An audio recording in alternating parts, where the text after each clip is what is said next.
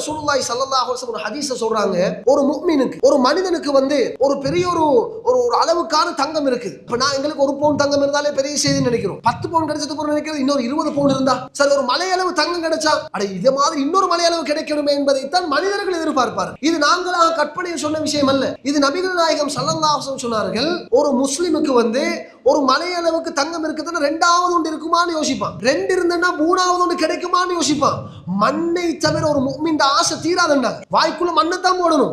அந்த அளவுக்கு மனிதனுடைய இயல்பு அப்படித்தான். ஒன்று இருந்தா இன்னொன்று இருக்கும். ஒரு வாகனம் இருந்தா 2வது வாகனம் எப்படி இருக்கிறது, ஒரு வீடு இருந்தா 2வது வீட்டு எப்படி கட்டுறது, ஒரு கடை இருந்தா 2வது கடை எப்படி வாங்குறது. இது சகோதரர்களே மனிதர்களுக்கு இயல்பாக வரக்கூடிய, இது பிழை கிடையாது, இது பிழை அல்ல, இது மனுஷன் நேச்சுரல். ஆனால் இப்படியான எண்ணங்கள் வருகிற நேரத்தில் ஒரு முஸ்லீம் எப்படி நடந்து கொள்ளணும், இதை நாங்க முக்கியம். எப்படி நடந்து கொள்ளணும் சகோதரர்களே? எப்பயுமே நபிகள் நாயகம் ஸல்லல்லாஹு அலைஹி வஸல்லம் அவர்கள் நமக்கு ஒரு தீர்வை சொல்றாங்கன்னு தெரியுமா? அல்லாஹ் உங்களுக்கு தந்திருக்கக்கூடிய அருட்கொடைகள், அல்லாஹ் உங்களுக்கு தந்திருக்கக்கூடிய நிஅமத்துகள் எல்லாம் தலைக்கு மேல அல்லாஹ் தந்திருக்கிறார் என்பதை உணரணும் என்றா உன்துரு இலா மன் ஹுவ அஸ்ஃபல மின்கும். எப்பயுமே நாங்க பார்க்கணும், எங்களுக்கு கீழால் உள்ள ஆட்களை தான் பார்க்கணும். நான் மோட்டார் பைக்கில் போறேன்னா சைக்கிளை மிதிச்சு போறவனை பாருங்க, அல்ஹம்துலில்லாஹ் அவன் மிதிச்சு போறான். நான் மோட்டார் பைக்கில் பெட்ரோல் அடிக்கிறதுக்கு காசு இருக்குது, பைக் ஒன்று இருக்குது, பைக்கில் போறேன்.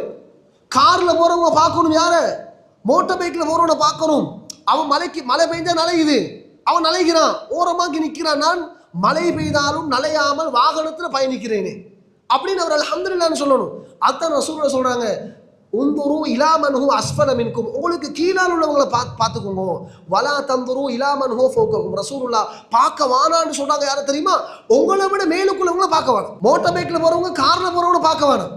சாதாரண வீட்டில் இருக்கிறவங்க பெரிய மாடி வீட்டில் இருக்கிறவங்கள பார்க்க வேணும். நீங்க பாருங்க, குடிசையில் இருக்கிறவங்கள பாருங்க.